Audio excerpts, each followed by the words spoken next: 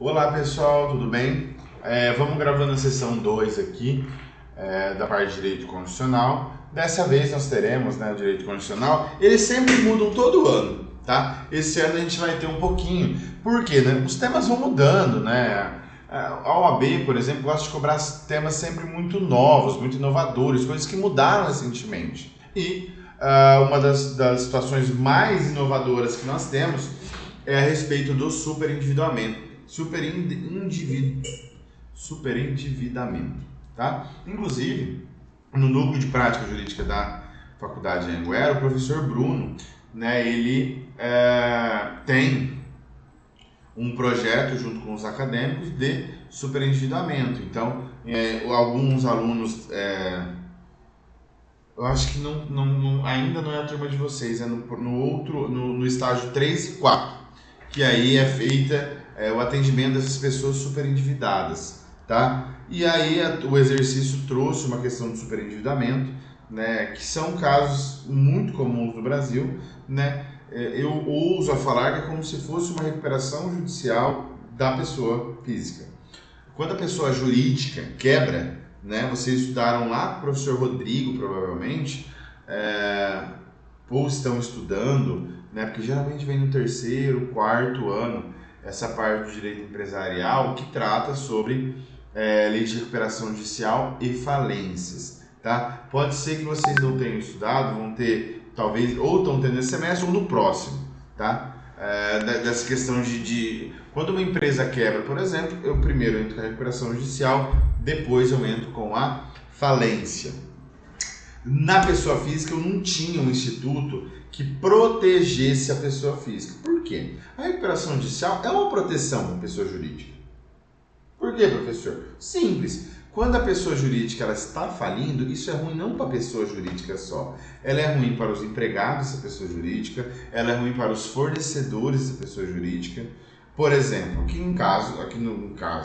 aqui na cidade de Dourados tem um caso da usina São Fernando. Quando a usina São Fernando começou a quebrar, quantos funcionários não pararam de trabalhar? Ou estavam com medo de deixar de receber seu salário? Quantas pessoas não forneciam marmita para São Fernando, não forneciam peças de trator, não forneciam, tanta coisa que envolve uma empresa, de uma usina. Então, a peça de trator, peça de usina, pneu de carro, tudo. Os carros da São Fernando furavam o pneu. Tinha um borracheiro só para atender os caras. Então, todo mundo de empregos indiretos, muita gente prestava serviço para São Fernando. Inclusive advogados, prepostos. A São Fernando tinha um preposto, eu não me lembro o nome dele agora, mas eu conhecia ele, que ele formou uns 4, 5 anos de mim. Ele era contratado para ser preposto da São Fernando, tanto processo que a São Fernando tinha. E tinha um escritório que eram 3, 4 advogados que trabalhavam só para São Fernando. Então, muita gente trabalhava para a empresa, E aí fica complicada a questão da sociedade ali quando a empresa quebra. Não são só os funcionários, Da mesma forma a pessoa física. Quando a pessoa física ela recebe um valor de 10, 20, 30 mil, vamos supor, e ela tem ela começa a fazer dívidas, e dívida de cartão de crédito, com juro é altíssimo. E por que o juro é altíssimo? Porque a inadimplência no Brasil é gigantesca, tá? Então, devido à inadimplência no Brasil ser gigantesca, existe, uma espécie de proteção, O Banco Central dá um juros maior para que as empresas possam cobrar. E aí os juros, juros sobre juros, juros sobre juros, a dívida vai lá no céu. Nesse caso que a gente tratou, a pessoa é uma funcionária pública municipal e recebe 10 mil reais, tendo enfrentado algumas dificuldades nos últimos anos, Fernanda passou a não quitar as faturas, começou a ter dificuldade financeira, etc. e tal. E a dívida foi para mais de R$1 milhão, R$1.100.000. A petição aqui que a gente tratou era uma petição inicial, inclusive pedindo a conciliação. Até falou que não houve acordo na conciliação extrajudicial, Aí você entrou com uma ação de superendividamento em face das credoras de Fernanda, que são os bancos, tá? Precisa entrar com 4 processos? Não, processo só para todas as dívidas, tá? A ação foi recebida lá em São Paulo pelo juiz da causa, ordenada a citação. Em especial os contratos de empréstimo. Inconformado, o Banco Unesco, não pode colocar o nome inteiro do banco, interpôs agravo de instrumento contra essa decisão. O que é o agravo de instrumento? Se você abrir o CPC, no artigo 1015, nós temos algumas espécies recursais. Vocês tiveram essa aula com o Rafael, provavelmente, ou estão tendo, tá? A parte de processo civil, principalmente no que cabe aos recursos do processo civil. Das decisões interlocutórias, eu tenho 3 espécies de manifestação do juiz. Primeiro é o despacho. O despacho é aquele que simplesmente dá andamento ao processo. Manifeste-se a parte autora, manifeste-se a parte réu, manifeste o Ministério Público. Isso são atos processuais de impulsionamento. Cabe recurso ao despacho? A maioria da doutrina fala que não. Contudo, notoriamente, cabe embargo de declaração. Tá? Sob regra, não cabe agravo de instrumento. O agravo de instrumento, eu discuto o mérito, eu discuto a decisão do juiz. O embargo de declaração é um recurso que ele é cabível quando a decisão for obscura, quando a decisão for contraditória. Então o juiz mandou citar: cite-se a parte autora através do advogado João. Mas o nome do advogado não é João, é Pedro. Um erro material, por exemplo. Então, cite-se a parte autora no prazo de 300 dias. Doutor, mas não era 30? Puxa, 30. Coloquei 300 sem querer. O embargo de declaração serve para ajustar esses erros materiais, esses erros de escrita, tá? Ou um erro, por exemplo, de era para citar um, o juiz mandou citar outro. Tá errado. Então, nessas circunstâncias, eu posso entrar com embargo de declaração para fazer essas mudanças, pequenas nos despachos, inclusive. Nas decisões interlocutórias cabe? Também cabe. Na sentença cabe? Também cabe. Mas, professor, não é um despacho. Tem conteúdo decisório, mas não é uma sentença. Então, é uma decisão interlocutória. Tem uma decisão interlocutória que tem questão de mérito. O juiz decidiu alguma coisa. Se ele decidiu alguma coisa, em regra, cabe agravo de instrumento. Eu tenho que dar uma lida lá no 1015 para ver se cabe ou não cabe. Então, ele fala mérito do processo, rejeição de alegação de arbitragem. Tem um rol aqui, tá, que cabe a questão do agravo de instrumento. Voltou. Minha câmera tinha... Ué? Voltou? Agora voltou. Tinha travado minha câmera ali. Mas bem, então eu tenho que olhar o 1015 e ver se é uma hipótese ou não de agravo de instrumento. Se você for impetrar, é lógico, E também se você for fazer a contraminuta do agravo de instrumento, ou seja, falar o contrário, defender a sua parte, você também tem que ver se é uma hipótese de agravo de instrumento. Professor, não é.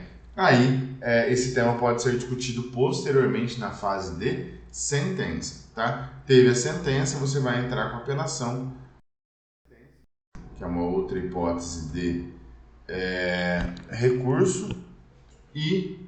Deixa eu travar de novo. Voltando. Então, nessa hipótese de agravo de instrumento, cabe lá no 1015. Não é hipótese de agravo de instrumento, depois eu discuto através de apelação a essa matéria. Então, da questão de fundamento, a questão do superendividamento, que a gente já falou, tem a questão do estatuto do idoso, também do CDC, que é uma proteção. Está acontecendo muito, principalmente a questão de idoso, a questão de empréstimo, tá? Então, às vezes os bancos ligam, oferecem empréstimo para os idosos acabam aceitando. Tinha bancos que ligavam que só da pessoa aceitar a ligação já comprovava que ele estava aceitando o empréstimo, sabe? Era um absurdo, E aí tiveram que alterar o Estatuto do Idoso, o CDC, para oferecer proteção a essas pessoas que são hipossuficientes, Então, tiveram 2 novos capítulos do CDC que alteraram a questão do superendividamento. A gente falou um pouquinho na aula passada sobre isso. Princípio da dignidade humana, que a ideia ali, o consumidor ele tem uma proteção especial, né? Inclusive tratado, a gente falou na última aula, na Constituição Federal, na parte do ADCT da Constituição, que previu que o Código de Defesa do Consumidor tinha obrigatoriamente, isso é um mandamento constitucional, que ser produzido, salvo engano, em 180 dias, tá? Um ano, não lembro, a gente abriu na aula passada, no ADCT da Constituição, tá? Que fala também ali sobre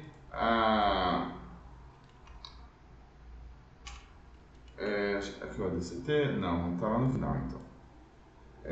Da Constituição Federal, que é o ato de disposições transitórias da Constituição. Aqui vai ser consumidor. Aí lá na Constituição vai ter aqui na parte do ADCT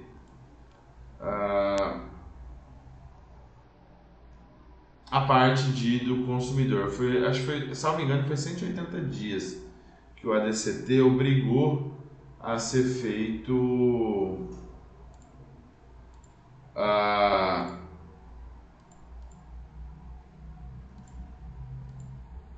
aqui, ó, dentro de 120, né? Achei que era 180. 120 dias o Congresso Nacional terá que elaborar um Código de Defesa do Consumidor, tá? Então, o direito do consumidor sempre foi uma questão muito protegida pelo Brasil. É lógico que acabou, de vez em quando, né, sendo utilizado como uma forma até vexatória, né? O Celso Russomano, por exemplo, ele chegava em alguns locais e ficava falando, olha,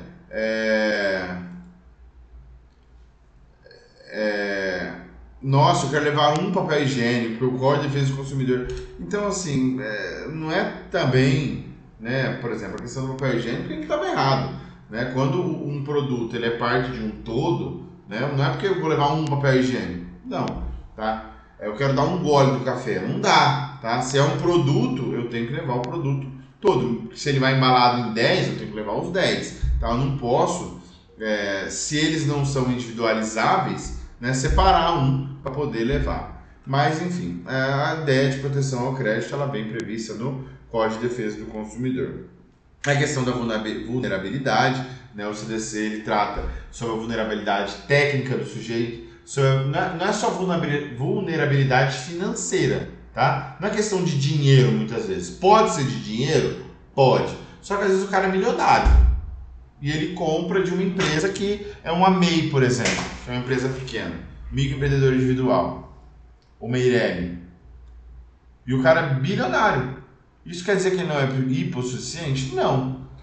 Ele pode ser hipossuficiente? Pode. Mesmo que a situação financeira dele seja melhor que a situação da empresa. Por quê, professor? Porque não existe só vulnerabilidade financeira no CDC. Pode ter uma vulnerabilidade econômica, pode ter uma vulnerabilidade técnica, pode.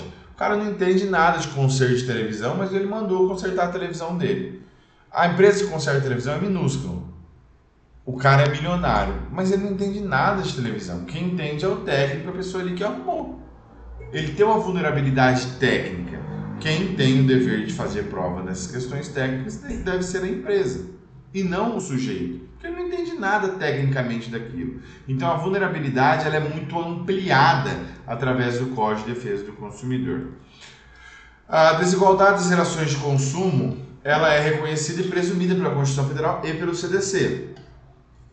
Aí eu falei a questão de comunidade física, psíquica ou econômica. Não é somente regulação jurídica, tal. O princípio da boa-fé objetiva, né? Nas relações,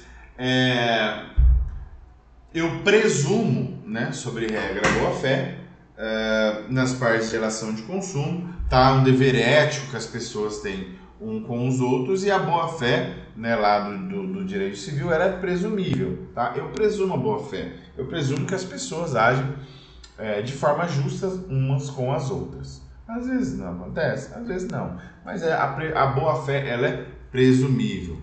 Transparência do contrato de crédito, isso aqui, contrato de crédito, meu amigão, você tem o CDC teve que, olha como eu acho isso um absurdo, o direito teve que prever que os contratos tinham que ser em fonte Arial lá 12. Gente, como que eu posso dizer de uma forma educada isso? O direito teve que regulamentar essas questões porque a enganação, né, ou a vontade de enganar as pessoas era tão grande que os sujeitos colocavam letras minúsculas com algumas enganações ali, às vezes em cabeçalho, tá? Nota de rodapé, para que a pessoa nem conseguisse ler direito alguma cláusula ali que feria o direito do consumidor. O direito teve que obrigar as empresas a colocarem um contrato em letra 12. Olha onde chega, né? Onde chega. Então, a boa-fé está relacionada às transparências de contrato de crédito. Eu preciso ser transparente com o consumidor. Olha, você vai pegar 10 mil e vai pagar 20, tá bom? Só que você vai pagar em 20 anos. Tá ótimo? Tá bom para você? Tá bom, tudo bem. E além disso, né, principalmente na questão de instituição financeira, o juro não pode ser cobrado do jeito que quer. O Banco Central, ele sempre emite, né, as possibilidades de cobrança de juros. Então tem um teto para as financeiras cobrarem esses juros. Se é uma financeira, um banco, uma pessoa jurídica, ela tem uma possibilidade maior de cobrança de juros. Se a pessoa física cobra essas taxas exacerbadas, isso é conhecido como agiotagem, tá? Não pode, é proibido. Por quê? Porque o Código Civil fala que o máximo, né, que a pessoa física poderá cobrar de juros é 1% ao mês, tá? E as pessoas jurídicas financeiras é bem superior. Por quê, professor? Porque envolve a financeira, o trabalho dela é emprestar dinheiro. O banco, o trabalho dela é trabalhar com dinheiro. Então, é necessário dar uma amplitude maior para que essas empresas possam ganhar dinheiro, possam sobreviver no Brasil. Senão, não vai ter banco no Brasil, tá? Agora, é óbvio que existe também politicagem, né? O banco vai lá, fala com os deputados, conversam, faz toda uma questão de politicagem para que se mantenha, né? Se você pegar os resultados dos grandes bancos do Brasil, são milionários, bilionários, às vezes alguns bancos grandes têm lucro de bilhões durante um ano, tá? Por quê? Porque existe também essa questão de politicagem que acaba incentivando que essas empresas acabam cobrando mais, tá? Concessão de crédito e publicidade enganosa. A boa-fé também se aplica na publicidade, transparência, princípio da confiança do consumidor, né? O princípio da informação e da transparência, uma série de princípios aqui que são relativos ao direito do consumidor, né? Facilitação de defesa e acesso à justiça, esse princípio está sendo muito debatido, né? Eu lembro que quando eu terminei o mestrado ano passado, sem brincadeira, eu acho que teve uns 3, da minha turma tinha uns 20 mestrandos, eu acho que uns 3 ou 4 escreveram sobre acesso à justiça. Por quê? Hoje o direito ele vai se dosando por modas, né? Antes era conciliação e mediação, aí tudo era conciliação e mediação, conciliação e mediação, dava até raiva quando falava de conciliação e mediação. Hoje é acesso à justiça. Daqui a alguns anos vai mudar. Então, são princípios, ideias da moda, né, que ficam ali durante um tempo sendo discutidas e posteriormente acabam sendo meio que esquecidas, né? Mas, enfim, muita gente está escrevendo muito sobre acesso à justiça, etc. e tal. Hoje, né, nós já temos várias manifestações dos tribunais já sendo ao contrários. Hoje, acho que foi o Toffoli que deu uma entrevista falando que se o Brasil é muito contencioso, ou seja, tem muito processo, a culpa não é do judiciário, a culpa é da população. Mas, enfim. Criação de órgãos públicos, como os PROCONs ajudam muito, tá? Principalmente na questão do direito do consumidor. Eles fazem fiscalização, podem aplicar multa, tá? Podem fazer essas renegociações, tá? Do direito do consumidor, e isso é extremamente importante. Inversão do ônus da prova, tá? Várias hipóteses aqui que podem ser utilizadas. Por que inversão do ônus da prova? Sobre regra, quem tem que produzir a prova é o autor. Só que, como eu disse para vocês, né, o autor no direito do consumidor, em regra, ele é hipossuficiente. Seja técnico, seja financeiro, tá? Sobre regra, ele é hipossuficiente em tudo, tá? Mas pode ser que ele seja hipossuficiente só na questão financeira ou só na questão técnica, tá? Então, o magistrado pode inverter o ônus da prova para que a empresa tenha que produzir a prova. Por exemplo, eu tive um caso meu, tá? Contra a Energisa. Eu coloquei placa solar na minha casa e aí minha energia vinha 200, 250, 300 num mês muito alto. Eu coloquei as placas solares para produzir, além de economizar na energia, era para ter a produção ali, né? Na minha visão era um investimento bom, a longo prazo, etc e tal. E aí eu coloquei. E até porque na minha casa, logo quando eu mudei, né, eu estava construindo e tal, e depois eu ia colocar ar-condicionado, ia colocar freezer, que eu não tinha freezer na época, cervejeira, então eu ia acrescentar vários aparelhos que eu sabia que a conta de energia ia subir muito. E eu falei, já vou colocar a placa solar aqui para prevenção, né? Enfim, e aí quando eles trocaram o relógio da energia, veio R$ 4.800 de energia.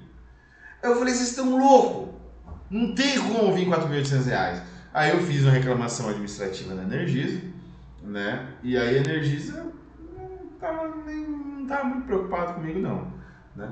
Aí eles não aceitaram. Eu lembro que até o fiscal da Energisa foi lá em casa e falou assim, ô Pedro, eu tenho um mercado na frente da minha casa, um mercadinho pequenininho. Ele falou, Pedro, o mercado não consumiu isso de energia e a tua casa está consumiu nesse mês? Eu falei, pois é, vai explicar para o povo. E eles não concordaram, continuaram me cobrando R$ 4.800. Aí eu tive que entrar na justiça, né, para poder requerer. E dos argumentos eu coloquei a inversão do ônus da prova. Eu não entendo nada de energia. Quem tem que me explicar por que minha conta veio 4.800 é eles, não eu. Vinha 200, 300, 200, 300, 200, 300 e vem 4.800 no mês. E o pior ainda, nos outros meses subsequentes, continuou vindo 200, 300, 200, 300, 200, 300. Só no mês que eles trocaram o relógio que veio 4.800.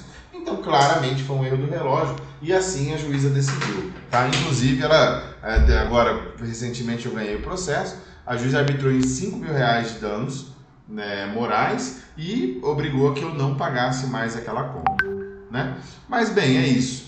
Então, existe a necessidade do pedido do consumidor para que seja aplicada a inversão do ônus da prova e todas as questões inerentes ao CDC, tá? Que a gente veio falando sobre os princípios, etc. e tal. Então, a inversão do ônus da prova está diretamente ligado aqui. Por quê? Porque o sujeito ele apresentou um recurso contra a decisão que o magistrado deu favorável ao consumidor. Então, você como advogado ingressou com a ação de superendividamento, foi ordenada a citação e, em especial, que eles, ou seja, o banco apresente o contrato e não o consumidor. Até porque às vezes o consumidor nem tem esse contrato. Então o banco tem que apresentar o contrato. E o banco ficou puto, falou, não, eu não vou apresentar nada, isso está errado. Quem tem que me apresentar é o consumidor.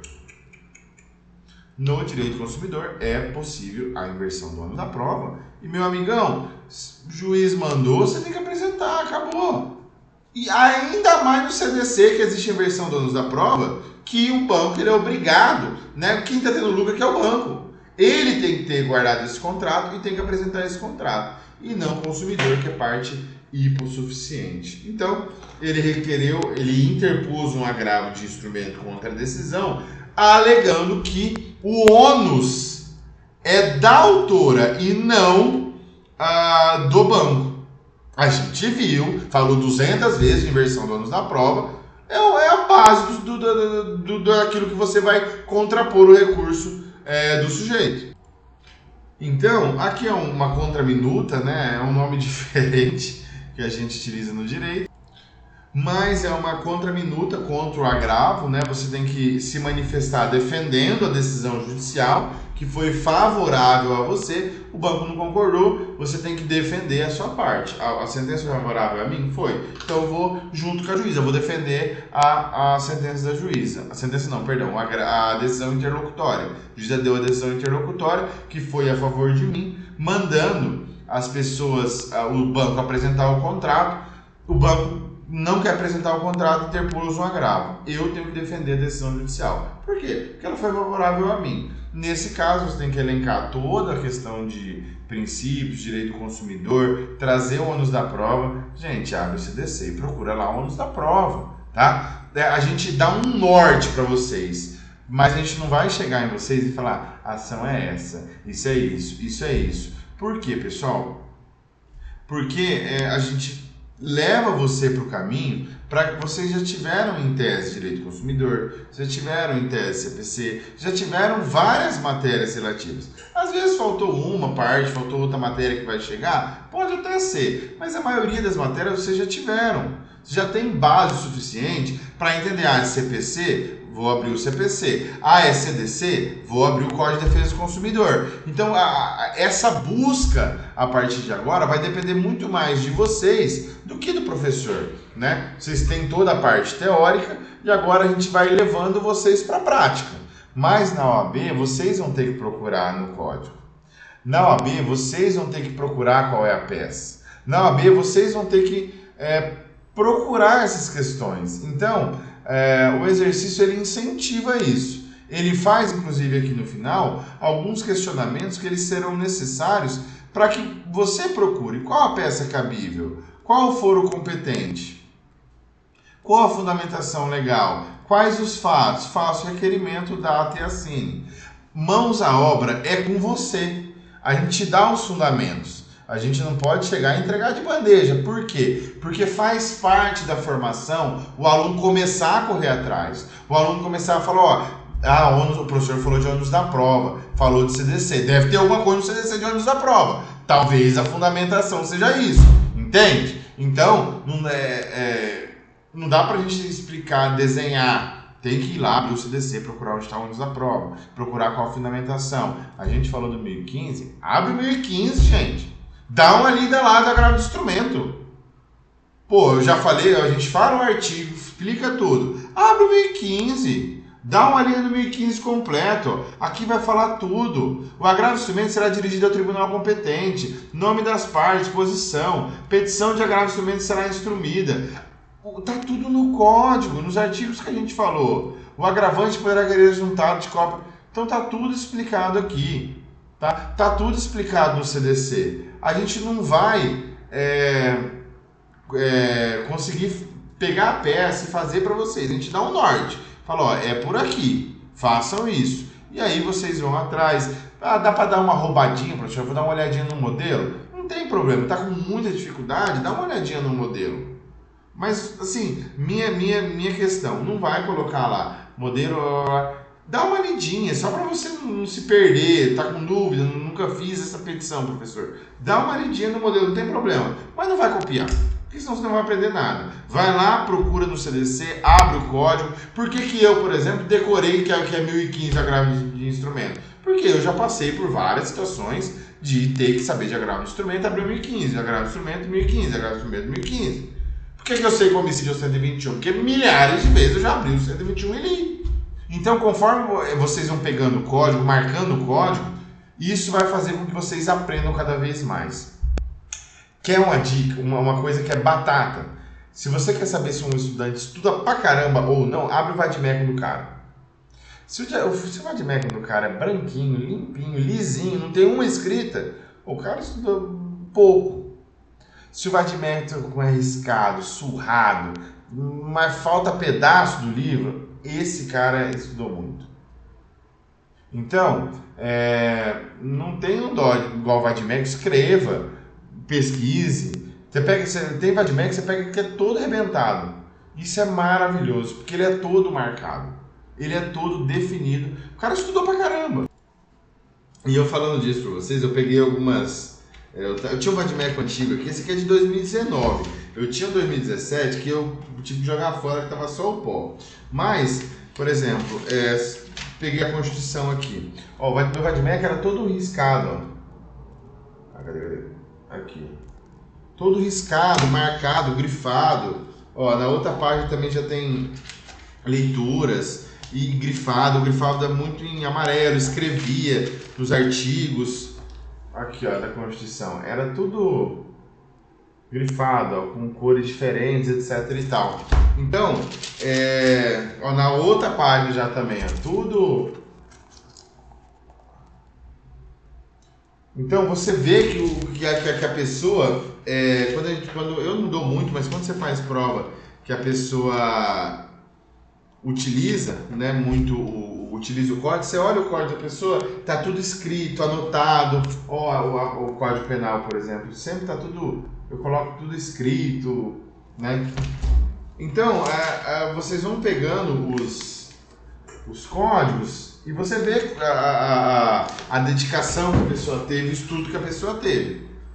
Então, tem que procurar. Vai chegar um momento que a partir de um momento a gente vai dar o norte e vai explicar, mas quem tem que procurar o 1015, abrir o CDC e procurar, tem que partir de vocês, porque senão vai chegar no AB, vai ter dificuldade, não vai passar por esse período que ele é necessário, de prática, de ir atrás, de verificar o foro, de verificar tal. Os professores vão dar um norte, né, nessa parte prática. Professor, eu tive uma dúvida assim, assim, assado, a gente vai orientar, mas tem que partir dos alunos, porque é necessário que essa transição ela comece a ocorrer já no quarto, indo para o quinto ano de faculdade. No quinto ano, a gente já vai soltar no núcleo para vocês atenderem as pessoas. Então vocês vão pegar, por exemplo, vão botar uma pessoa na sua frente, você vai ter que atender ela. Boa tarde, doutor, tudo bem? Tudo bem. O que eu posso te ajudar? Ah, meu marido faz isso.